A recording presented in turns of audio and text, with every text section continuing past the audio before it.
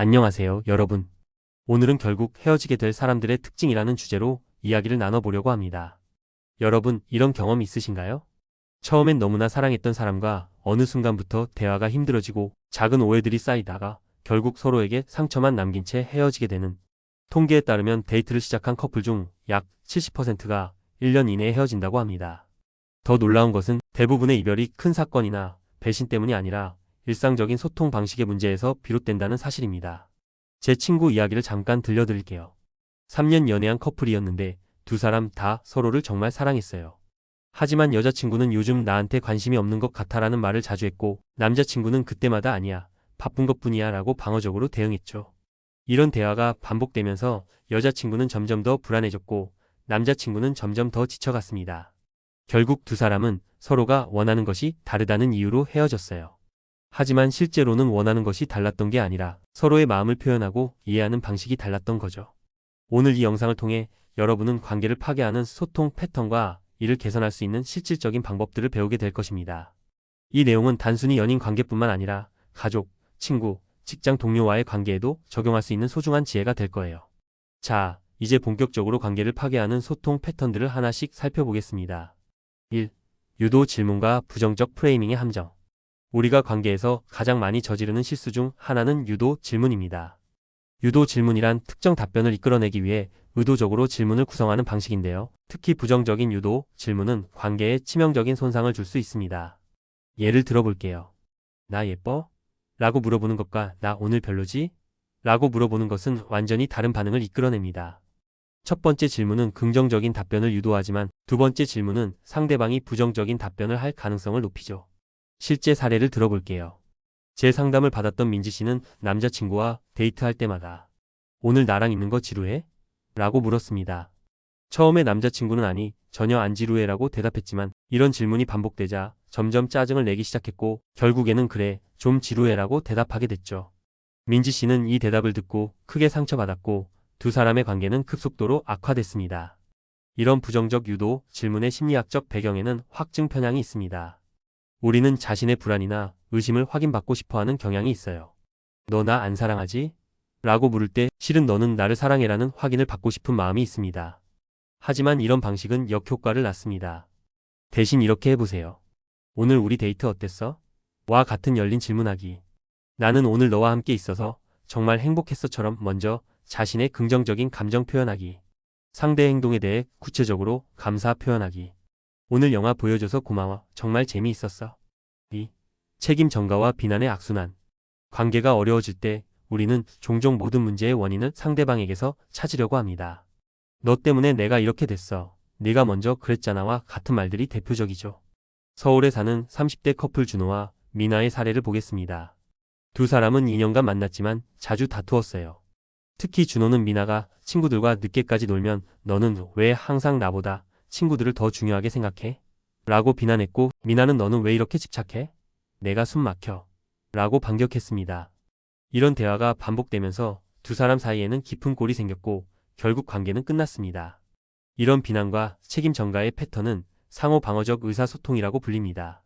한 사람이 비난하면 상대방은 방어적이 되고 이에 다시 첫 번째 사람이 더 강하게 비난하는 악순환이 발생하는 거죠. 심리학자 존 고트만은 이런 비난을 관계의 4대 기수 중 하나로 지목했습니다. 관계를 파괴하는 가장 강력한 의사소통 패턴이라는 거죠. 이를 개선하기 위한 방법은 나 메시지 사용하기.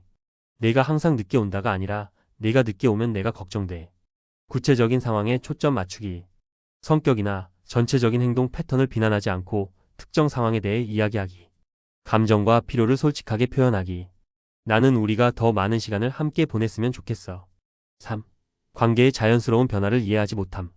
많은 사람들이 관계에서 항상 연애 초기의 설렘과 열정이 유지되어야 한다고 생각합니다. 하지만 이것은 현실적이지 않은 기대입니다.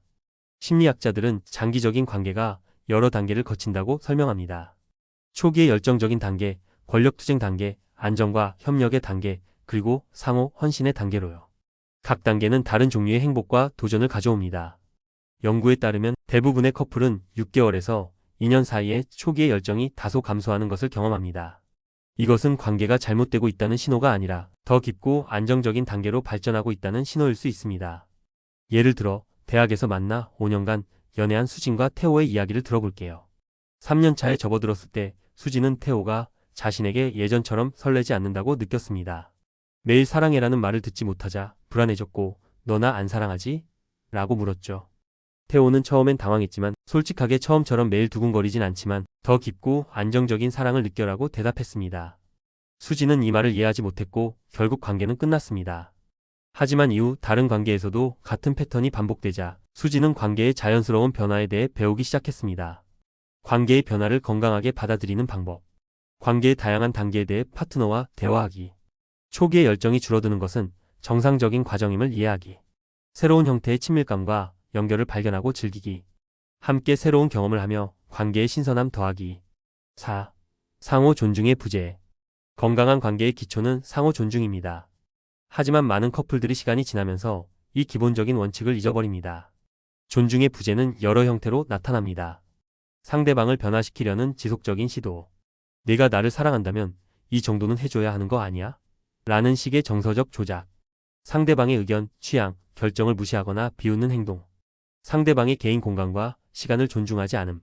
직장에서 만나 결혼까지 한 현우와 지은의 사례를 보겠습니다. 결혼 전 지은은 주말마다 친구들과 시간을 보내는 것을 좋아했습니다. 하지만 결혼 후 현우는 이제 가정이 있는데 그렇게 놀러 다니는 건 좀 이라며 지은의 생활 방식을 바꾸려 했죠. 지은이 반발하자 내가 나를 사랑한다면 내 마음을 이해해줘야 하는 거 아니야? 라고 말했습니다. 이런 압박이 계속되자 지은은 자신의 정체성을 잃어가는 느낌을 받았고 결국 이혼을 선택했습니다. 존중은 사랑의 표현이 아니라 사랑의 기본 조건입니다. 상대방을 있는 그대로 받아들이지 않는다면 그것은 진정한 사랑이라고 할 수 없습니다. 존중을 실천하는 방법.